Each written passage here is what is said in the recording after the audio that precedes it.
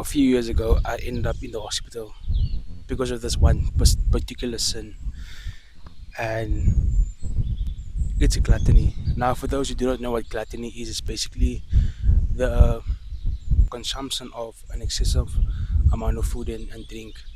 Um, I was overweight my whole life. I am 25 years old now. Well, I'm turning 25 in a few months, but I was always overweight for majority of my life. I still am, but not as much. Um, and I just wanna tell you guys on the story how I ended up almost losing my life because of this one sin. So about a few years ago, I got this sense of I couldn't breathe almost, right? And I knew something wasn't liquor inside of me, like in my system. And mind you guys, I don't even have medical, so I had to go to the public hospital, and I waited over 24 hours. So I went for a bunch of different scans, and so I've waited for about more than 20 hours now. I need to wait another few hours for my test to come back. And essentially, I got diagnosed with acid reflux, which is like it's almost like heartburn but more severe. And basically, what was happening was there was so much acid in my system that it pushed up in my throat, and it could go into other organs in my body. And they also said I've um, slightly damaged one of my kidneys and my liver, but it's not like as bad.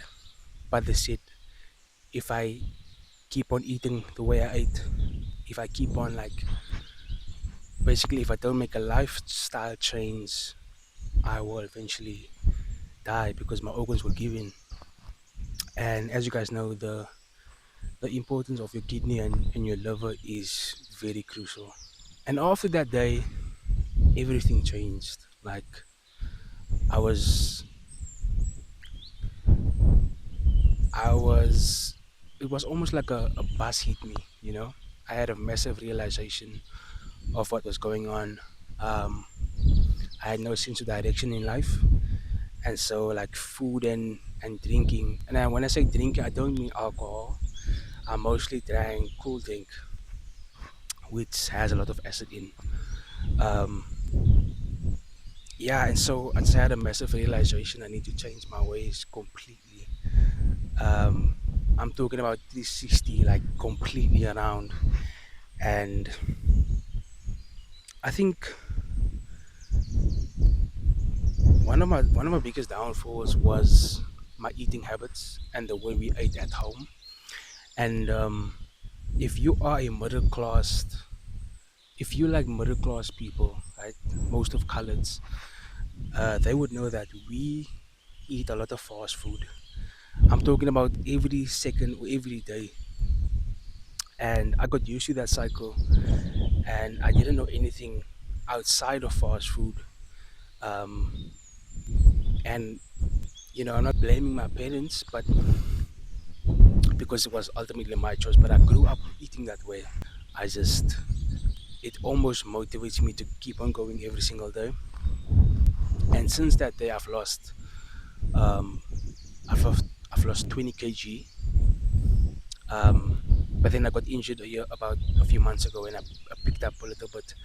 But I'm back on my journey again. But it's just like I just realized like the importance of balance in life.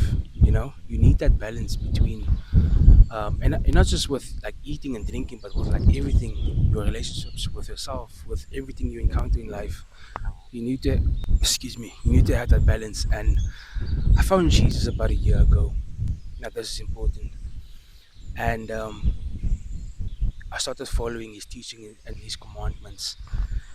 And again, I saw the importance of self-control, and not just with your diet, but with your body as a whole, as it is described in the Bible. It's your body is a temple, and you should treat it that way, not just with what you eat, but what you think, your thoughts, your actions, and how you treat your body overall.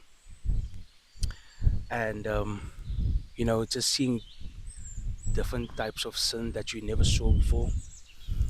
How Jesus opens your eyes to these things, and he, when you follow his teachings and you build that relationship with him, he starts to he starts to point out these things in you that you need to change. And sometimes our ego are so big that we push it down sometimes, but it's important to face that fear and to ultimately change, because when you follow Jesus, you naturally are going to change whether you like it or not. And yes, it's uncomfortable, it's not nice to experience, but it's worth it, and you will change for the better. And not just with gluttony, but with all these different types of sin um, that stood out with me, I changed over time. And that's how I um, almost lost my life for this one sin, because sometimes our eyes are so into the world that we forget what we do sometimes, or are we are naive to it or ignorant of it. And when you follow Jesus, he will point out those things that you need to change. So I'm just grateful and glad that I found God, that I found someone that I can look up to. Especially for someone like myself who didn't grow up with a father. It's nice to follow a set of rules, and it's not about like it's just not about following his teachings and commandments, but it's behind all of that, it's about his love that he showed for me, and all I can do in return is to show him how much I appreciate and love him back. And how do we do that is by you know respecting and just doing his commandments. um,